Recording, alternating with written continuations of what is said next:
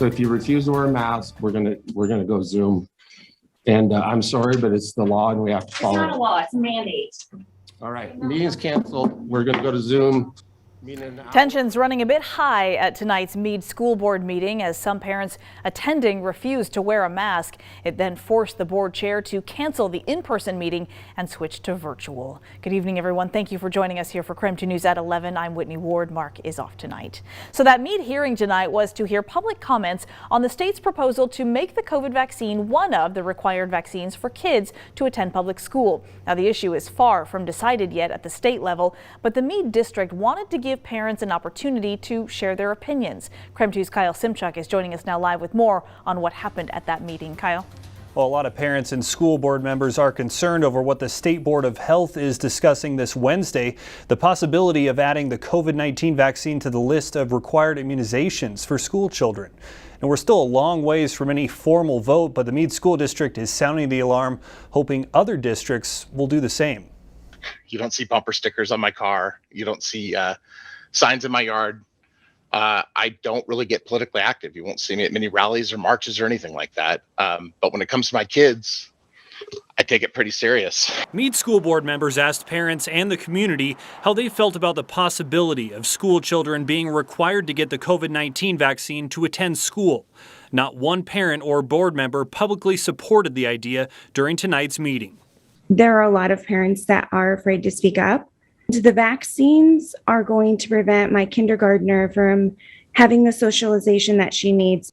My child will not be getting the vaccine, and my child also will still attend school regardless of the fact that she is not vaccinated. Mead School Board members sent out a survey. 3,200 parents and community members responded. Are you in favor of a COVID vaccine requirement for children ages 5 and up to attend school?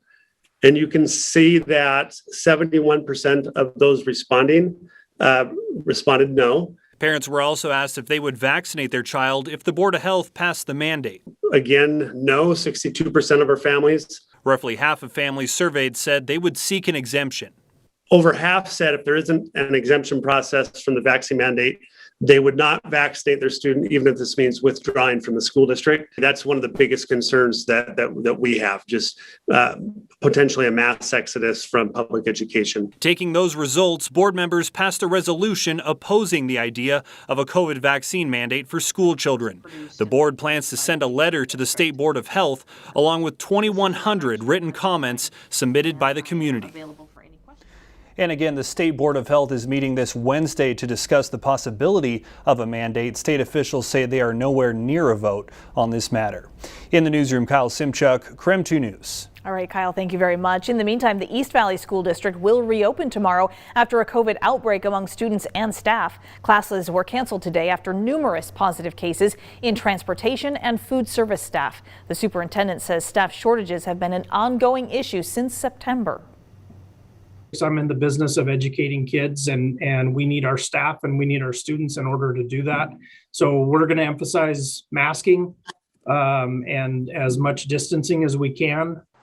Students will be required to make up that day at the end of the year. And Freeman High School also considering a return to virtual learning after a number of students and staff have tested positive. In an email today, the district said it's now seeing the highest number of new cases of the entire school year. Administrators say if they do need to go remote, they will have Google Classroom and Chromebooks available for students.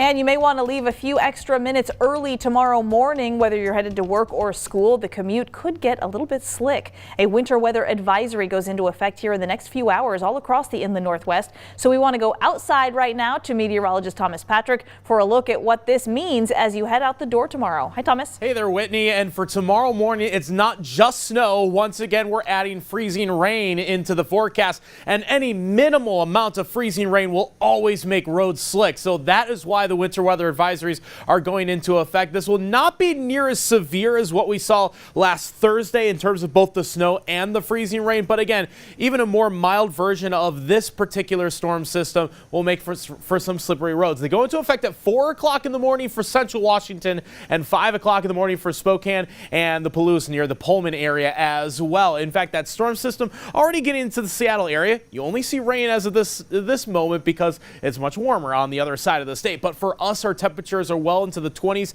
and teens as of this hour, and that's where we'll be even into tomorrow morning with lows from 27 in Spokane down to 13 in Moses Lake. So when the precipitation falls, it will fall as some variety of frozen precipitation, be that snow or freezing rain depending on the temperature profile. But we're going to be watching these early morning hours when we're hovering just below that freezing mark. So coming up, I'll detail the areas that are most likely to get that freezing rain and when we'll see a switch over from frozen precipitation back to just regular rainfall by tomorrow.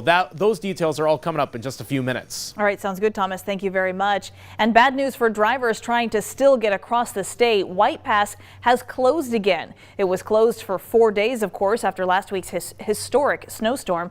And then it reopened around 3 this afternoon, but by 5:30 they had to shut it down again because of a rock slide. WashDOT says wet conditions there near the summit will keep that pass closed through the night. They'll reevaluate in the morning, but no word on when they actually will be able to reopen.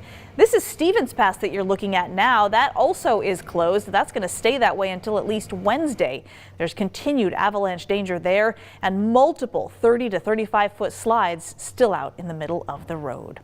And as we take a look at Snoqualmie Pass tonight, the roadway has been open all day. WashDOT strongly advising drivers, though, to follow that 45-mile-an-hour speed limit.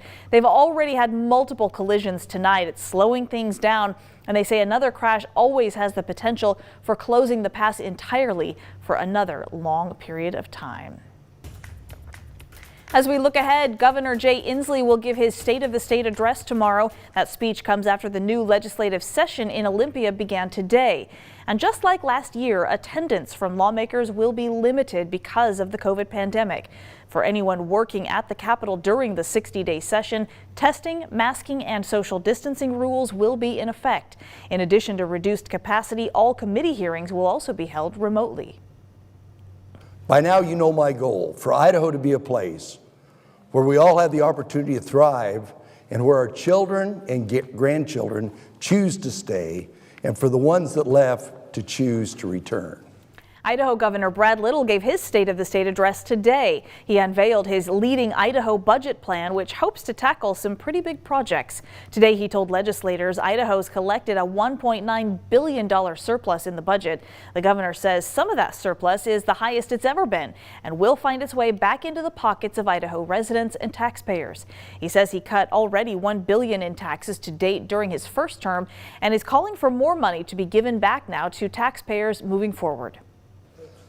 Our friends, our success is no accident. While other states liquidated their rainy day funds and begged politicians in Washington, D.C. for a bailout, together we rolled up our sleeves and made tough decisions and led Idaho. In Idaho, we manage government the same way families manage a household budget. It's basic kitchen table economics. It means facing trade-offs head on, choosing to live within our means. In the governor's budget plan, one of the biggest boosts in funding could come in education, which could get over $1 billion. It would also give a 10% raise and a $1,000 bonus for all teachers in the current year. If you'd like to learn more about the governor's proposed budget, just go to our website, krem.com. Spokane City Council passed an ordinance tonight dealing with tenant protections. This one coming after more than an hour of public comment on the ordinance from both sides. The resolution passed 5-2 with council members Michael Cathcart and Jonathan Bingle serving as the only no votes. Council President Brian Begg spoke before the vote, clarifying that the only protection this ordinance really provides is a ban on evictions for those who are waiting for their rental assistance to come through.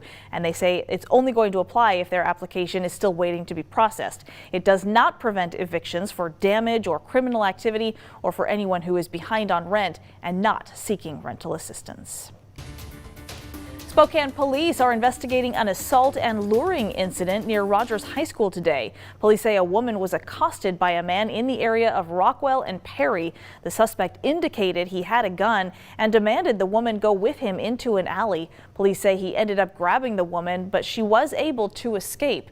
They describe him as tall and thin, wearing a dark blue hooded sweatshirt, shorts, and a bandana over his face.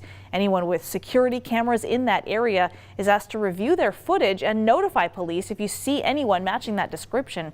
If you do have information, call Crime Check, and that number, you can find it at the bottom of your screen.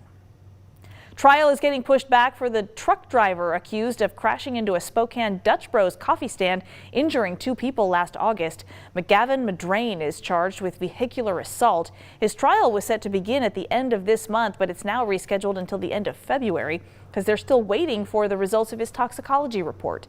Washington State Patrol says there's been a backlog at the crime lab because of short staffing and an increased caseload. The owner of that Freya Dutch Bros, though, told KREM 2 earlier today they will rebuild and they hope to reopen at that same location later this spring. A fire believed to have started in a kitchen damaged a home in North Spokane today near Wall and Idaho. Fire crews say a neighbor called 911 after seeing the smoke. No one was inside, but a dog locked in a garage did get out safely. Fortunately, the dog was in the garage area and was separated from the actual fire. So the dog is fine, no issues, and appears to be healthy.